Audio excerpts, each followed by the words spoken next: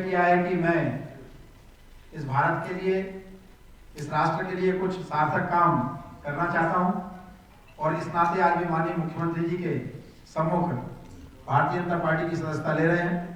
मैं माननीय मुख्यमंत्री जी से निवेदन करूंगा कि प्रिय सलूजा जी को भारतीय जनता पार्टी का अंगवस्त्र पहनाकर परिवार में सम्मिलित करें। माननीय मुख्यमंत्री जी।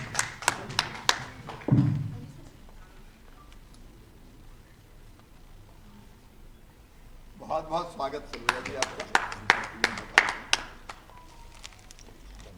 बहुत बधाई, स्वागत।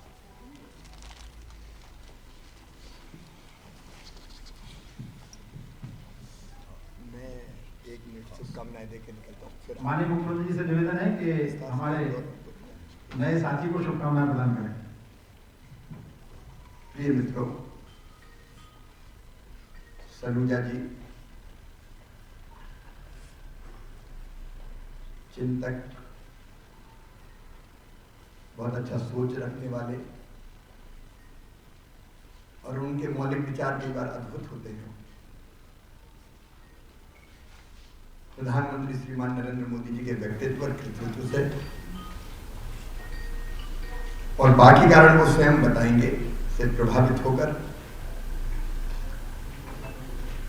आज भारतीय जनता पार्टी के इस परिवार में सम्मिलित हो रहे हैं। भारतीय जनता पार्टी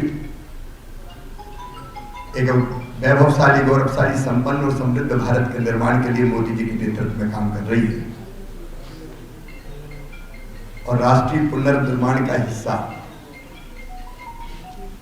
अब हमारे सलूजा जी हैं।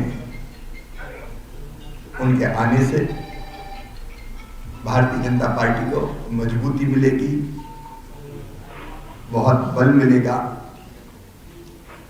और एक ऐसा नेता जो अपने तर्कों के और तथ्यों के आधार पर अपनी बात रखते हैं, भारतीय जनता पार्टी के पास होंगे। मैं भारतीय जनता पार्टी परिवार में उनका हृदय से स्वागत करता हूं, उन्हें शुभकामनाएं देता हूं। वो परिश्रम पूर्वक पार्टी का काम करें और देश के निर्माण में अपना अमूल्य योगदान दें। मेरी ओर से बहुत बहुत शुभकामनाएं। माननीय मुख्यमंत्री जी के आगामी प्रवास है, अत्यंत व्यस्तता है और हम लोग मीडिया अभिभाषण तो सलूजा जी अपना कुछ विषय रखें। मैं भारतीय जनता पार्टी के कुशल नेतृत्व आदरणीय नरेंद्र मोदी जी, शिवराज सिंह चौहान जी, वी.डी. शर्मा जी, सबका आभारी हूं कि मुझ जैसे एक अदन्य से कार्यकर्ता को भारतीय जनता पार्टी में स्थान दिया। मैं बहुत संक्षिप्त में माननीय मुख्यमंत्री जी को जाना है तो एक भूमिका बताना चाहता हूं कि मैंने भारतीय जनता पार्टी में प्रवेश का और कांग्रेस छोड़ने का निर्णय क्यों लिया। साथियों, आप सभी को पता है कि इंदौर में 8 नवंबर को गुरु नानक देव जी का प्रकाश पर्व था।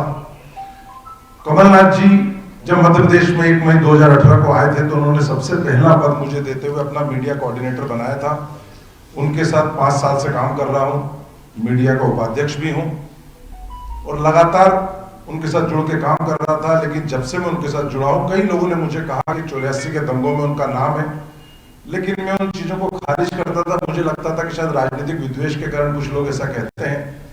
लेकिन 8 नवंबर को जब गुरु नानक देव जी के प्रकाश पर्व के साथ मैं उनके साथ इंदौर के खालसा स्टेडियम पे गया, मत्था टेके वहां पे, और हमने जब वहां मनप्रीत सिंह कानपुरी जो प्रसिद्ध देश के कीर्तनकार है, जिसमें पूरे देश के सिख श्रद्धालुओं की आस्था है और सब उनको बेहद प्रिय मानते हैं, जो उन्होंने शब्द कहे वो एक एक शब्द मेरे कानों में आज तक गूंज रहे हैं। 2-3 दिन तक तो मैं सो नहीं पाया जब उन्होंने कहा कि एक ऐसे नेता का सम्मान हो रहा है जिसने 84 के दंगों में टायर डाल के लोगों को जिस भीड़ ने जलाया उसका नेतृत्व किया। जो हमारे पिता हैं गुरु तेग बहादुर जी, जिनका शहीदी स्थल रकाबगंज दिल्ली में गुरुद्वारा, उस भीड़ पर हमले के दोषी है। ये बुज़दिल कौम है, ये मरी हुई कौम है।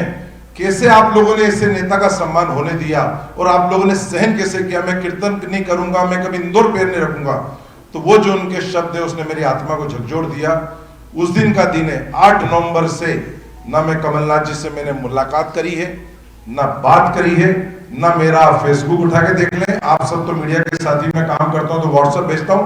8 तारीख से मैंने ना कमलनाथ जी का, ना कांग्रेस का, ना कोई ट्वीट, ना कोई फेसबुक, ना कोई सूचना, ना किसी कार्यक्रम में शामिल हुआ। यहाँ तक कि उनके जन्मदिन पे सबसे पहले मैं तलवार भेंट करता था।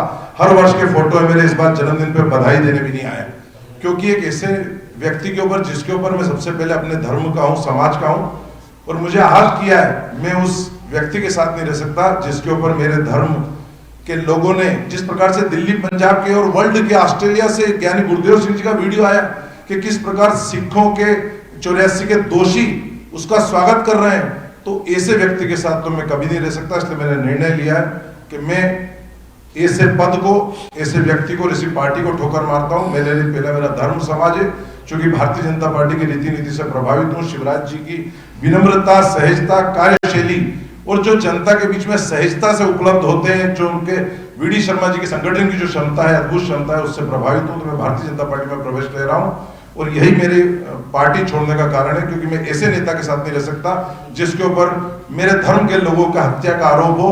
जिस प्रकार से ये किताब सामने आई अभी कि गौतम कोल जो आयुक्त थे, पुलिस के आयुक्त थे, उनने स्वीकारा कि किस प्रकार वो संजय सूरी क्राइम रिपोर्टर थे, रा के ऑफिसर की जो सिद्धू की किताब सामने आई कि कमलनाथ जी वहां मौजूद थे। तो ऐसे व्यक्ति के साथ तो मैं कभी भी राजनीति करना पसंद नहीं करूंगा। ऐसी राजनीति को, ऐसी पार्टी को, ऐसे नेता को मैं ठोकर मार के भारतीय जनता पार्टी में प्रवेश कर रहा हूँ। आदरणीय शिवराज जी का बहुत बहुत धन्यवाद, जो मेरे जैसे कार्यकर्ता को उन्होंने अपनी पार्टी में स्थान दिया है, और पूरी उम्मीद और विश्वास दिलाता हूं कि जिस ईमानदारी से मैंने आगे पूर्व में भी राजनीति में काम किया है, उसी ईमानदारी के साथ आपके नेतृत्व में काम करता रहूंगा, यही आपको विश्वास है। भूमिका क्या रहने वाली सर? भूमिका तय होगी, बहुत आराम से आपको। अब आप चर्चा करेंगे। बहुत बहुत शुभकामनाएं। कमलनाथ के पूर्व मीडिया संगठन हमारे साथ है सर। आज भारतीय जनता पार्टी में शामिल देखिए,